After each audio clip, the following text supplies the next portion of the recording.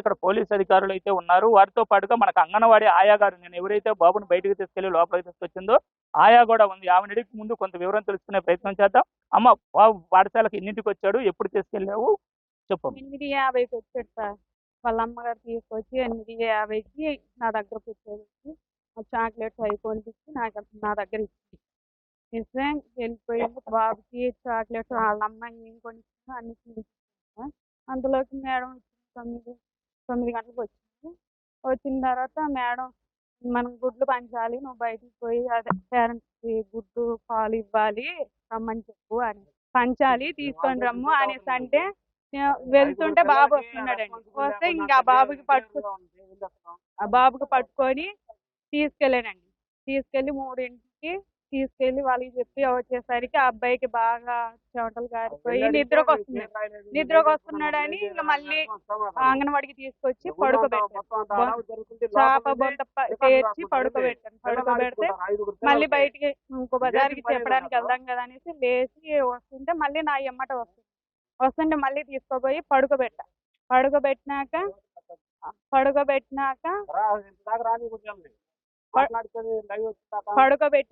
తీసుకెళ్తుంటే బాబు ఎన్నింటికి బయటకు వెళ్ళినట్లుగా మీకు తెలుసు? అదే పడుకోబెట్టి కూర్చొని ఉన్నాను. ఇంకో బజార్కి త్వరగా చెప్పుకొని రమ్ము, గుడ్లు ఈ రోజు పేసప్ అవుతుంది, త్వరగా తీసుకొని రమ్మ అనేసరికి ఇంకా బాబు పడుకోలేదు కదండి. పడుకున్నాక పోతానంటే ఆ అమ్మాయి ఉండదు, ఆ అమ్మాయికి తీసుకొని రమ్మ పోయి నేను చూసుకుంటాను మేడం, టీచర్ అనేది అంటే చూసుకోండి మేడం, మరి నా వెనకాల వస్తాడు చక్కగా చూసుకోండి అంటే సరే అమ్మ నేను చూసుకుంటాను, నువ్వు ఇలా దాక్కుని పొమ్మని అంటే ఇంకో దారి నుంచి పోతే వెనకాల వచ్చింది. నేను చూసుకోవాలా, నేను పోయి ఆ బజార్ నిమ్మటం ఇంకో ముగ్గురికి చెప్పి వచ్చేసరికి బాబు లేడు పడుకొని. మేడం బాబు ఎక్కడున్నాడు మేడం అనేసరికి బాబు నీ వెనకాల వచ్చి కృష్ణకుమారి నీతోనే వచ్చారు అనుకున్నాను. ఇది ఎన్నింటప్పుడు జరిగిందమ్మా ఇది? 11. మరి ఎమ్మటే వాళ్ళ పేరెంట్స్ చెప్పడం చేశారు? అదేనండి. ఇంకా అప్పటికి అలాగనేసరికి మరి మేడం పడుకున్నాడు కదండి, నా వెనకాల బాబు రాలేదు, మరి సరే నా దగ్గరికి రాలేదు, ఇంటికి పోయాడేమో అనేసి మేడమే అంది. ఇంటికి పోయాడేమో అనేసరికి ఇంకా నాకు 12 అవుతుందండి.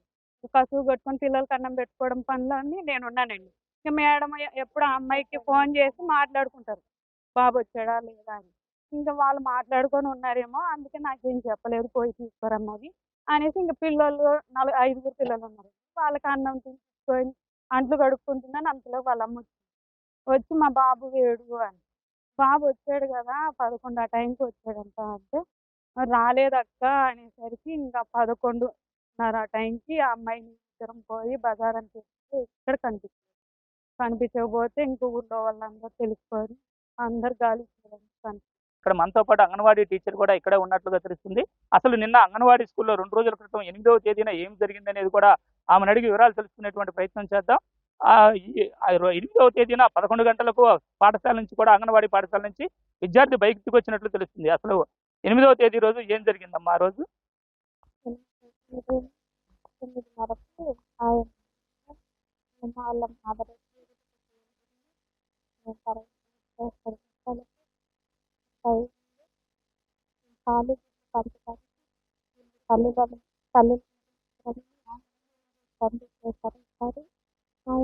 ఒకసారి అలవాటున్నాక అమ్మాయి తోటి వెళ్ళాడు. వెళ్ళి అమ్మాయి వేరే బజార్కి వెళ్ళి అమ్మాయి వచ్చి వచ్చాడు. అమ్మాయి పాప మీద పడుకోవచ్చు. సుమారు ఎన్ని గంటలకు బయటకు వెళ్ళాడు? ఒక్కడే వెళ్ళాడా, ఎవరైనా తోడు తీసుకుని వెళ్ళారమ్మా?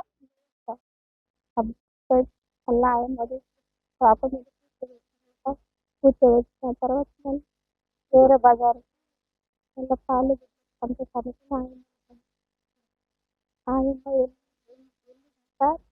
బాబు పన్నులు వేస్తే ఫేస్ ఆఫ్ ఫోటోలు తీసుకుంటారు. పంచపల్లి పల్లి అవి ఇంటిపోయినారమ్మగా నా దగ్గర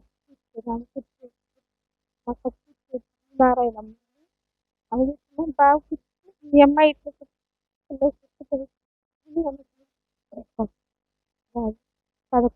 అయితే బాబు 11:30 వెళ్ళినట్లు తెలుస్తూ ఉంది. ఈ 11:30 వెళ్ళినప్పుడు మీకు ఎన్ని గంటలకు పిల్లవాడు ఇంటికి వెళ్ళలేదని తెలుసు? వాళ్ళ మమ్మీ ఉంటారు 1:20 బాబు చిన్ని బాబు బాబు ఇంటికి వచ్చాడని వచ్చాడు బాబు ఇంటికి రాలేదు ఇంకా అప్పుడు అన్ని చెప్తున్నాడు. అయితే అంగన్వాడీ స్కూల్‌కు ఉదయాన్నే వచ్చినటువంటి బాబుని ఒకసారి బయటకు తీసుకెళ్ళి మరలా లోపలికి తీసుకురావడం జరిగింది. తరువాత వాళ్ళ యొక్క గుడ్లు పంపిణీ కార్యక్రమంలో ఆయా వెళ్ళడంతోటి యాప్‌లో కార్యక్రమాలు చేసుకునే క్రమంలో విద్యార్థి కూడా స్కూల్ నుంచి బయటకు వెళ్ళినట్లుగా కూడా ఆయమ్మ చెబుతున్న పరిస్థితి ఉంది. ఆ టీచర్ చెబుతున్న మాట ప్రకారం 11:30 బాలుడు అక్కడ స్కూల్ నుంచి బయటకు వెళ్ళగా 1 గంట క్రమంలో పిల్లవాడి యొక్క తల్లి కూడా ఎంక్వైరీ చేయడం జరిగింది. ఆ క్రమంలో పిల్లవాడు రాలేదనేది, పిల్లవాడు ఇంటికి చేరలేదనే విషయం కూడా ఆమెకు తెలిసినట్టుగా చెప్తూ ఉంది.